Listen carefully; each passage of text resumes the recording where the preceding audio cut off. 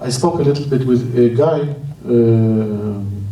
Basically, I told him, because he said that this film does not represent Israel, I said, okay, but you tone down because both our film do not represent Israel, because we are not in the category of the foreign film which represent the country. We are competing with all the movies that has been all around the world. But we had a conversation a few times.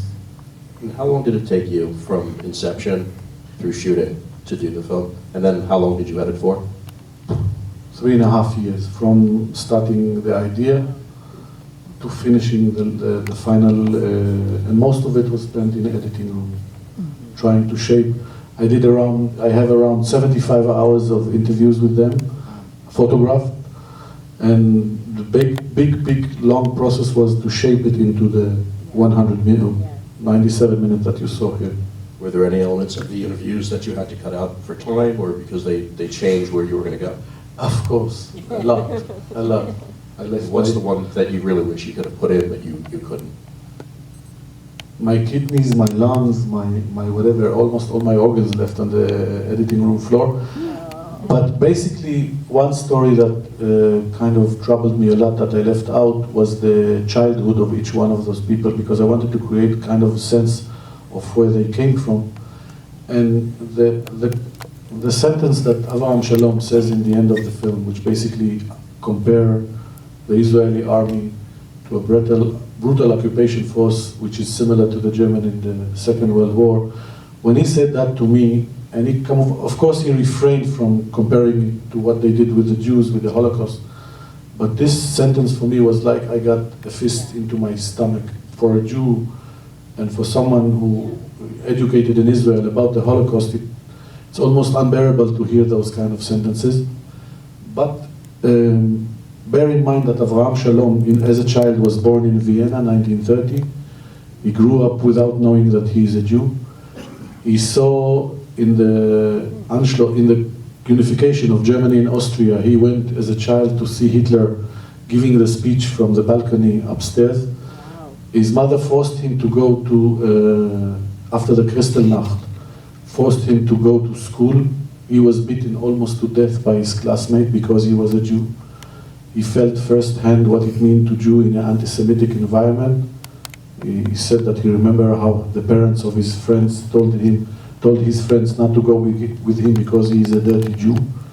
So when he gives that comparison, I felt that I cannot take it out, because he knows firsthand better than anybody else what it means to feel under such regime or terror.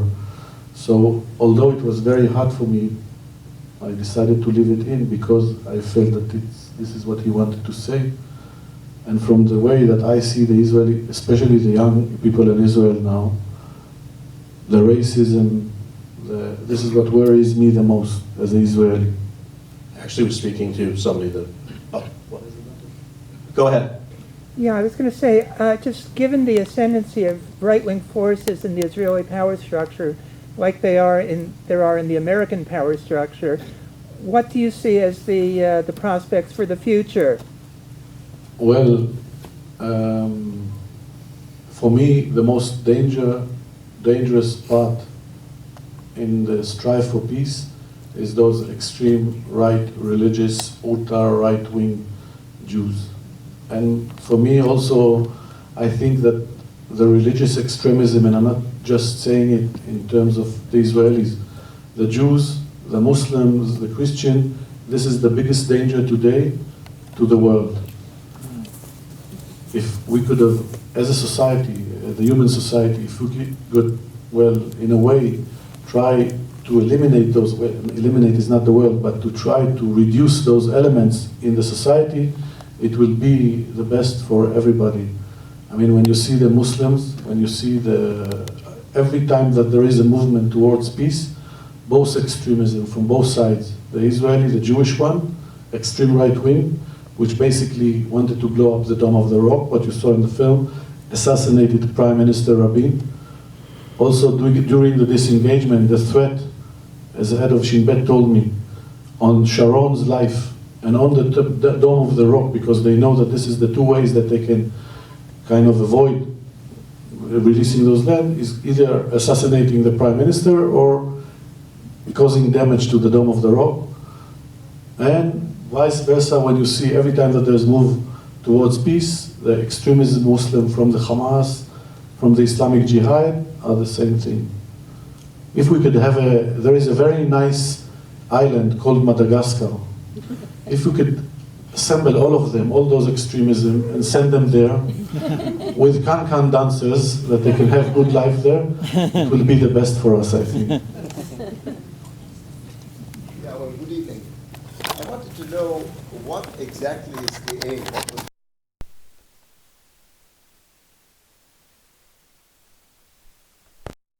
You don't have the Palestinian side at all.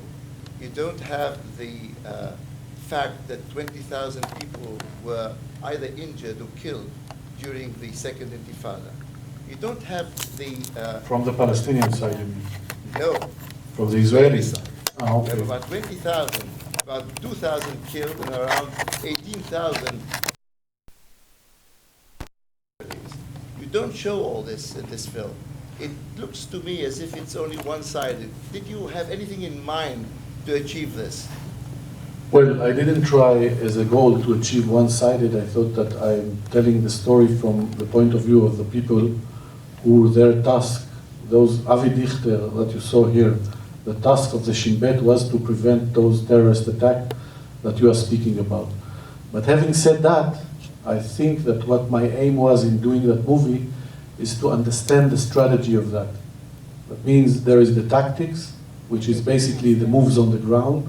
How do you prevent terror? How do you fight terror?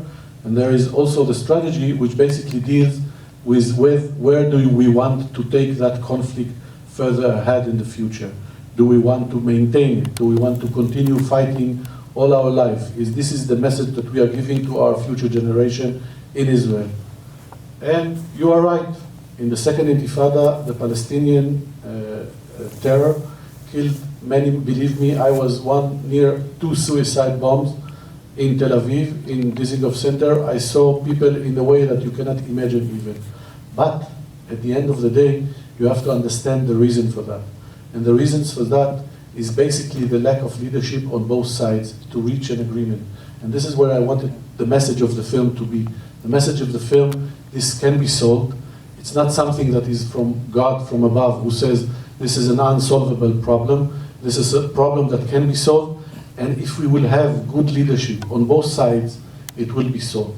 So, you know, I showed how the Palestinian terror have injured Israelis. I think that the picture that you saw of this turned up bus does not leave a lot to imagination. And believe me, if there is something that I try to do is to try to be as balanced as I can, coming from the mouth of those people.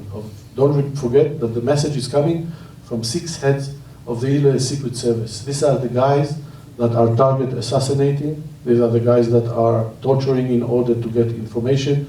These are the guys that are responsible to fight terror in every form or way that you can. These are the guys that were responsible to maintain security in Israel and basically to get to the intelligence that will prevent those horrible terrorist attacks that you have just mentioned. But this is their conclusion.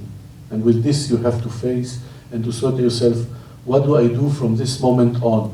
Am I continuing to blame the other side all the time that he is the one that is responsible without looking at myself where is my responsibility? And in this way it will continue. You know, Bibi Netanyahu, our current prime minister, is very good at that, saying all the time we don't have partners, but while he's doing that, he's negotiating with Hamas. He's putting Hamas more on the platform as a strong force and humiliating the side that wants basically to reach peace or says that he wants to reach peace. But wouldn't you have achieved more if you had the other side as well? That's my question. By the other side, what do you mean? Well, I don't Palestinian understand. side. The incitement, the schools that they have, that they show that jihadist is the highest achievement that somebody can get. Look, at the end of the day, I'm looking at my society. I wish, and believe me, that there were a lot of Palestinians who saw the film and said, we wish we could do films like that on our society as well. Regrettably, it doesn't appear, or it's not there. I don't think that the film says that the Palestinians are doves and that only if the Israelis will come out with a peace plan, 1,000 white doves will emerge from the ground. Not at all. But I'm looking as a filmmaker